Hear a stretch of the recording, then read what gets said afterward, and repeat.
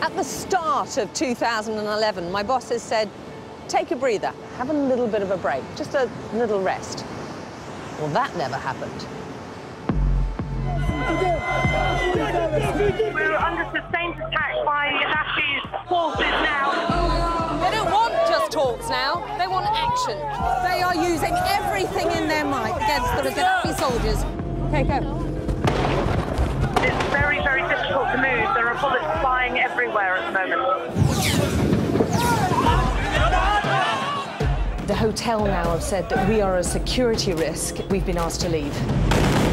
They've taken just a day to reach Green Square, and my goodness, there's going to be a party.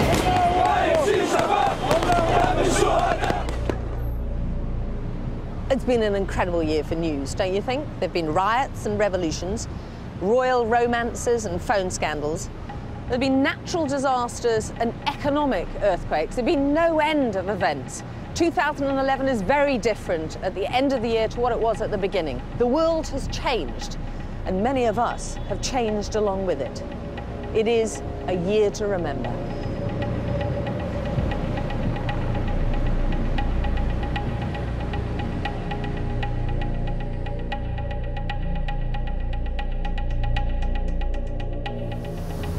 ...2011 began for me here in Dubai.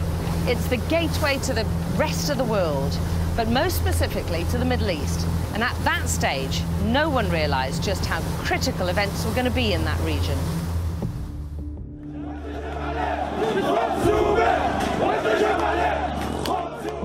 The people of Tunisia, it seemed, had just had enough. They were protesting about virtually everything. They were protesting about not enough jobs, they were protesting about not enough money, they were protesting about the economy, they were protesting a lot about the fact their leader and his family seemed to have amassed a huge fortune, and none of them were tasting any of this wealth. The military's having to use water cannon to push back the protesters who simply won't listen to what the soldiers are asking them to do. And before you knew it, Ben Ali was out of the country. It is the voice of the people which has really pushed events all along in Tunisia during this Jasmine revolution, which continues to prompt the politicians to take real action. So far, the military has it under control. There was a period where people were very frightened about whether the army was going to turn on them. And then when they didn't, I think that was the big change in Tunisia, because they embraced the army then, and they embraced the military. Just by dint of their numbers and by these peaceful protests, they had managed to force their president to flee the country.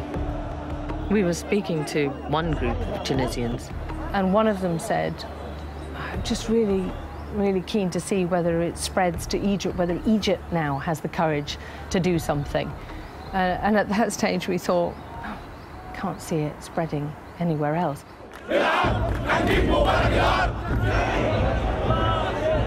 Next thing, we saw the people of Egypt were demonstrating.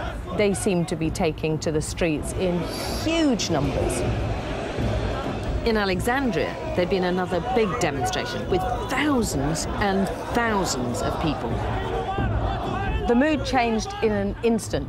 One minute everything was fine, next minute they were shouting obscenities at us, and you didn't need to understand Arabic to know that it was offensive. I just remember this guy looking at me and shouting and trying to get his hands over as people were holding him back. His face was like thunder, and he was shouting so much he was spitting.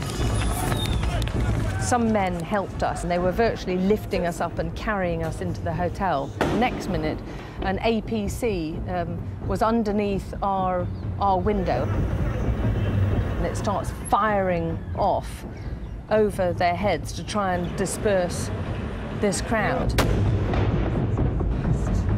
Well, that all really came out of nowhere, and the army are still sitting outside the hotel with an armoured personnel carrier.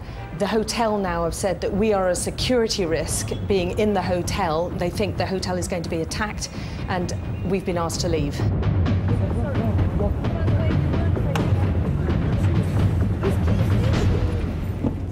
There was information being put out on state TV describing foreign journalists as Israeli spies, saying that we weren't here to do anything other than cause trouble on behalf of Israel.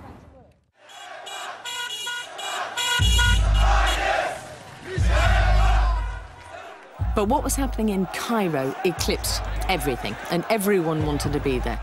I remember watching with quite a bit of envy as Stuart Ramsey was reporting in the middle of it all. I've never seen anything like this in a riot before. Horses crashed to the ground and the mob moved in. The riders kicked and beaten.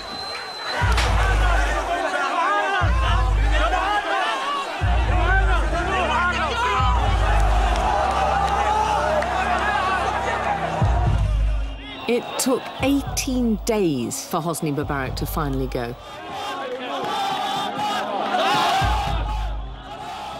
We had a number of teams on the ground, and that was the moment they were waiting for. Freedom! Now freedom! Freedom! Freedom! Freedom! Freedom! They have succeeded for the first time in their country's history in removing a leader from power. Mubarak fled Cairo. We heard he'd gone to his holiday home in Sharm el-Sheikh. So we went to try and find him. What are we going to watch?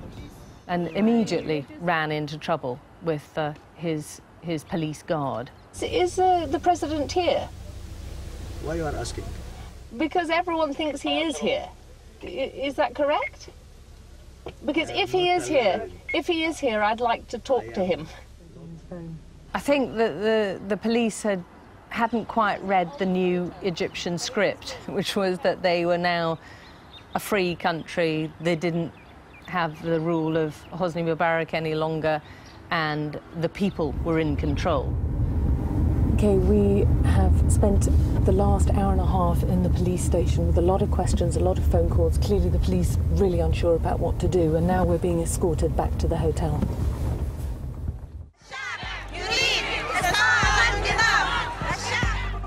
Bahrain was completely different because the police did not shy away from shooting at their own people. This is a group of lawyers, but there are also teachers, hospital staff, students and business people. This is a demonstration that's cutting across all sections of society. They don't want just talks now, they want action. They'd had a very brutal crackdown at the Pearl roundabout, where all the protesters who'd been camping in tents were woken up at the crack of dawn by riot police storming the encampment and firing and smashing it up. The female demonstrators talked about being threatened with rape, being sexually assaulted. A lot of them spoke about being electrocuted. This is highly unusual to see any women out on the streets demonstrating, and look at them, they're out in their dozens demanding reform.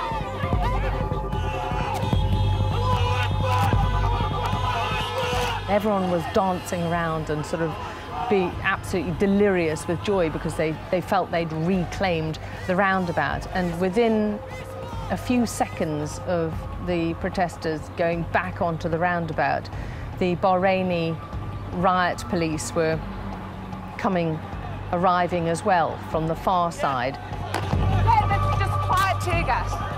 Firing tear gas. Why?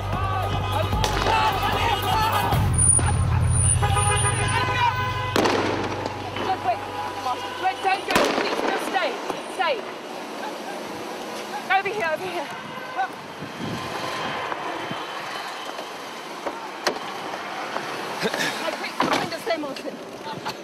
Oh, thank you.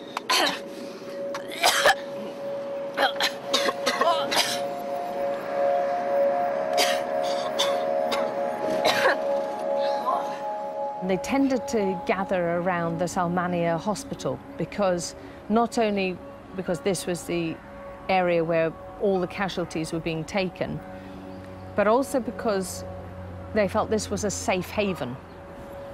There was this one young protester who'd been shot by police.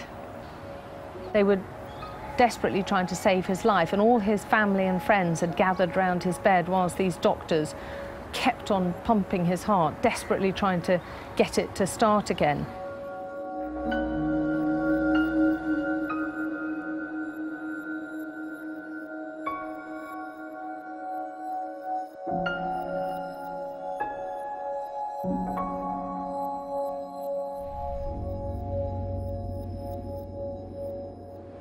The doctor refused to give up, just kept on going until it was obvious there was no hope.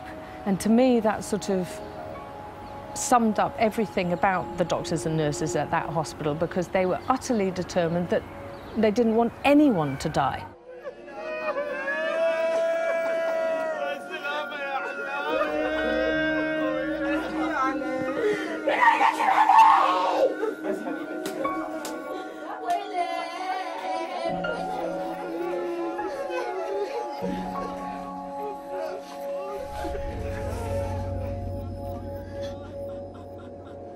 A lot of the people who'd helped us continued to send us texts afterwards asking us to help them. One in particular I remember because it was so upsetting and it was so direct. He said, please, please help us. Please get your country to help us. If I disappear, talking about himself, please make sure my wife and my son are okay. And we felt utterly useless, felt as though we couldn't do anything to help.